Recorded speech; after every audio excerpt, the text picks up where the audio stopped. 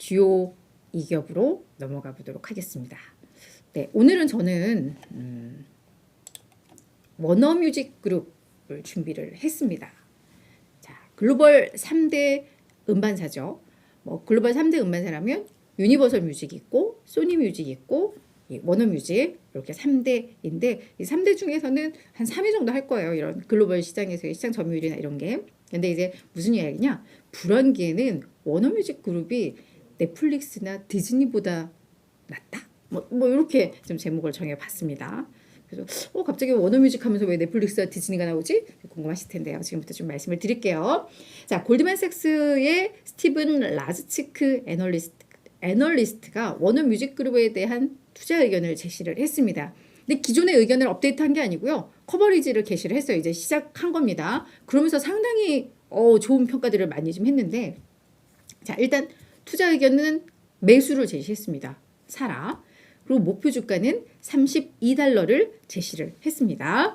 자, 이게 현재 간밤에 워너뮤직 그룹, 그러니까 WMG라고 할게요. WMG 주가가 한 1% 정도 상승을 했거든요. 그걸 고려를 하더라도 약 40%의 추가 상승성 여력이 있다라고 좀 보는 건데요.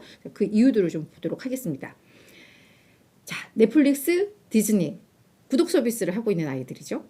워너뮤직 그룹도 음원 스트리밍을 하고 있기 때문에 또 구독 서비스를 하고 있습니다.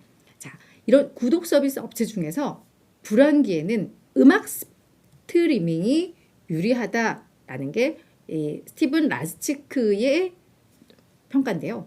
왜냐하면 우리 넷플릭스나 디즈니보다 우리도 음원 많이 들으시잖아요. 뭐 국내는 뭐 지니도 있고 멜론 있고 바이브 있고 뭐 몇 가지 있잖아요.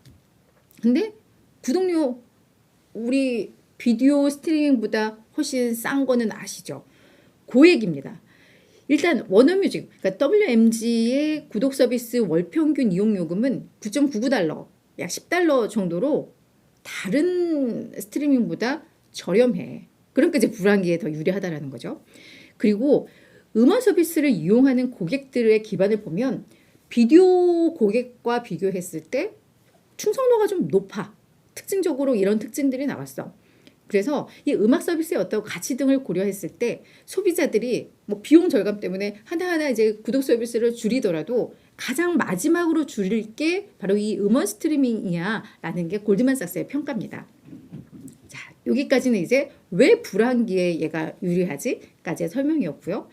여기에 이제 탄력적인 성장 스토리가 있다라는 게 또 하나 이제 추천 배경이라고 보시면 될 것 같은데요.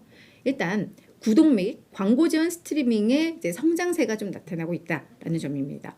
네, 실제로 이쪽에서 이제 많은 뭐 이용자라던가 뭐 광고 수익이라던가 이런 게 이제 지금 성장 가도를 이제 시작하는, 그러니까 완전 성장을 해서 안착하고 있는 게 아니라 이제 성장 추세라는 그런 이야기였고요. 그리고 새로운 멀티미디어 플랫폼이 창출하는 이제 새로운 라이선스 기회가 있는데 여기에다가 새로운 라이선스 기회도 있어 라는 점도 이제 성장 스토리의 한 이유라고 보시면 될 것 같습니다. 그래서 골드만에서 뭐라고 했냐면 우리가 커버하는, 우리가 분석하는 그룹 중에서 최고의 장기 성장주 중 하나로 우리는 WMG를 추천해 라는 거였습니다. 그리고 WMG가 내년에 신임 CEO를 이제 선임을 해서 취임을 하게 되는데요. 이 로버트 킨클이 새로운 CEO입니다. 그래서 내년 1월부터는 현재 CEO와 함께 공동대표를 하다가 2월부터 아마 단독으로 이 기업을 경영을 하게 될 텐데 이분이 뭐 하는 분이냐 좀 찾아봤더니 유튜브에서 12년간 근무를 했었고요. 거기서 이제 사업 부문장을 맡았었는데 유료 구독 서비스 도입에 있어서 또 상당한 역할을 했었다고 합니다. 그리고 넷플릭스에서도 콘텐츠 담당 부사장을 했다고 하니까 자, 넷플릭스 유튜브에서의 뭐 유료 구독 서비스, 이 WMG가 왜 이 사람을 선임을 했는지에 대한 약간 그림은 좀 그려지잖아요.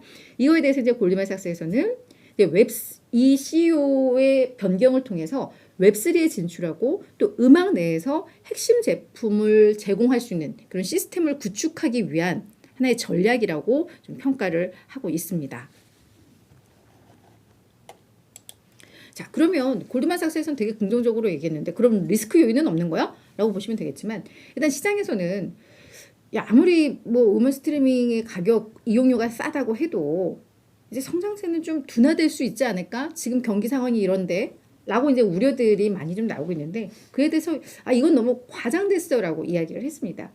일단 2021년에 이 성장세가 23.7%였는데 이게 올해는 6.9%로 실질적으로 이 수치를 보더라도 좀 둔화되는 게 나오곤 있는데 이 부분에 대해서 뭐라고 이야기를 했냐면 이 성장폭이 감소한 거기에 한 40% 절반 이상은 뭐냐면 달러 강세 요인 그리고 지금 러시아의 우크라이나 침공으로 러시아에서 이 사업을 폐쇄를 했는데 뭐 요 원인 그래서 이거 약간 일회성 요인이 거의 절반 정도를 차지해 이렇게 성장률이 둔화되는 데 있어서는 그래서 이 자체를 뭔가 어떤 기조적인 이런 걸로 보기에는 글쎄 라는 거거든요.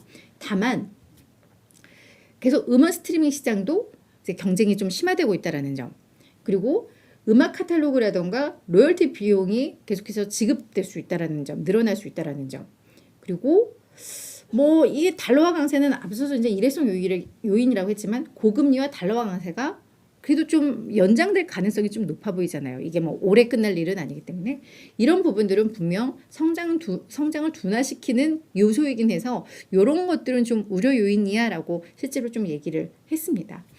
자, 그러면 월가에서 다른 애널리스트들의 의견은 좀 어떤가? 왜냐면 일단 골드만삭스에서는 매우 긍정적으로 평가를 하고 있는데요. 근데 좀 봤더니 뭐 전반적으로는 뭐 괜찮습니다. 이게 투자 의견 전체를 평균을 냈을 때 비중 확대의 의견에 어느 정도 더 포커싱이 맞춰져 있는 뭐 월가 의견이다라고 보시면 될 것 같은데요.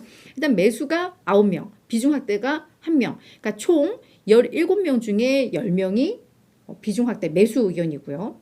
5명 정도는 중립입니다. 글쎄 물음표 유지하고 있고 비중 축소와 매도가 2명 정도니까 비중 확대 의견의 비중이 더 높다고 보시면 될 것 같은데요. 목표 주가가 약 32달러인데 이 전일 종가가 22.7달러였으니까 이 전일 종가와 목표 주가를 계산을 해보면 상승 여력이 약 40%가 좀 넘는 그런 상황입니다. 그러니까 골드만삭스가 매우 긍정적으로 얘기한 것 같지만 그 추가 상승 여력 아까 골드만삭스도 한 40% 좀 넘게 보고 있다라고 말씀을 드렸었잖아요. 그런 걸 고려하면 전반적으로 뭐 이런 분위기가 좀 형성되어 있다라고 좀 보시면 될 것 같습니다. 그러니까 저도 사실 음원 제가 뭐 저희 선배하고 얘기하면서 뭐 전 넷플릭스 안 해요, 뭐 디즈니 안 해요라고 이야기했잖아요. 뭐 볼 시간도 없고 뭐 별로 영상에 대해서 뭐 크게 뭐 그냥 저는 TV에서 틀어주는 것만으로도 만족하고 이러는데 저도 음원 스트리밍 듣거든요. 뭐 출퇴근할 때 음악을 듣기도 하고 뭐 이렇기 때문에 그리고 지금 뭐 유튜브라던가 뭐 많은 우리 플랫폼들에서도 음악을 바탕으로 하는 것들이 많잖아요. 그리고 유튜브에서도 조회수 상위인 게 대부분 이런 뮤직비디오이기도 하고 그래서 그런 측면에 있어서 WMG에 대해서는 뭐 그런 면들도 고려한 골드만삭스의 의견이 아닐까라는 뭐 그런 생각들도 좀 드는데 일단 그 논리들을 보시면서 이게 괜찮다. 뭐 좀 글쎄 더 봐야지 이런 것들을 이제 우리 여러분들이 또 판단해 보시 않을까라는 생각이 좀 듭니다.